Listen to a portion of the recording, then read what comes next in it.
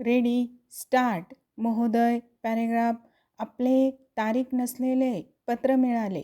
आपल्या कर्मचाऱ्यांसाठी वा आपल्या यंत्रणेतील घटकांसाठी काही कल्याणकारी योजना आखणे आणि त्यांची अंमलबजावणी करणे आक्षेपार्ह आहे असे म्हणता येणार नाही. त्यानुसारच घरबांधणी कार्यक्रमात शासनातील अधिकाऱ्यांचा अंतर्भाव करण्यात आला.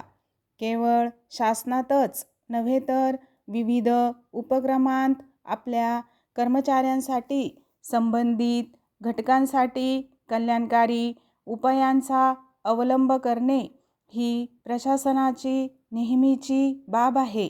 3,000 रुपयांपेक्षा अधिक मासिक उत्पन्न असणारा गट ठरविताना व जागेची सवलत देताना ही सवलत प्राप्त करणारी व्यक्ती गरजू व पात्र आहे.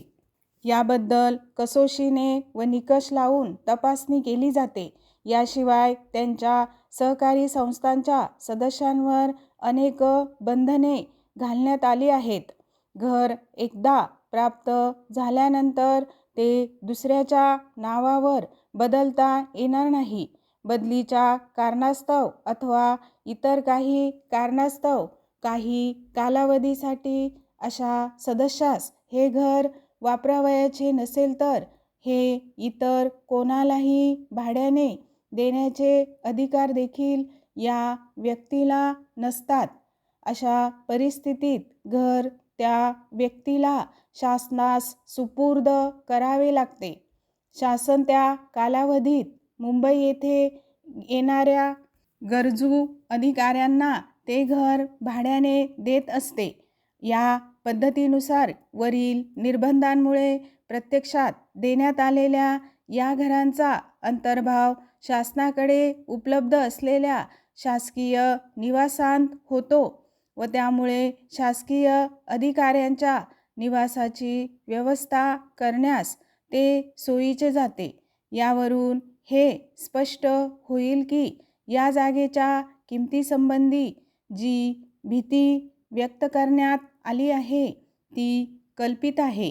कारण या जागेची विक्री करून अथवा ती भाड्याने देऊन संबंधित अधिकाऱ्याला कोणत्याही प्रकारचा आर्थिक लाभ करून घेता येत नाही. जमीन प्रदान करताना प्रशासकीय सोय, अल्पावधीत उपलब्धता व जबाबदारी या विविध बाबी विचारात घेणे आवश्यक आहे. त्यात गैर वा नियमबाह्य काही नाही. याखेरीज जमिनीची किंमत या धोरणाप्रमाणेच निश्चित करताना बचत क्षमता व प्रत्यक्ष क्रयशक्ती यांचा विचार शासनाने करणे आवश्यक आहे. मोक्याच्या ठिकाणी व जास्त बाजारभाव असलेल्या जागा शासनातील वरिष्ठ अधिकाऱ्यांखेरीज इतर लोकांच्या गृहनिर्माण संस्थांना देखील देण्यात आल्याची उदाहरणे दाखविता येतील. त्यामुळे केवळ शासकीय अधिकाऱ्यांना मोक्याच्या ठिकाणी अल्प दरात जागा दिली असे मानणे चुकीचे ठरेल.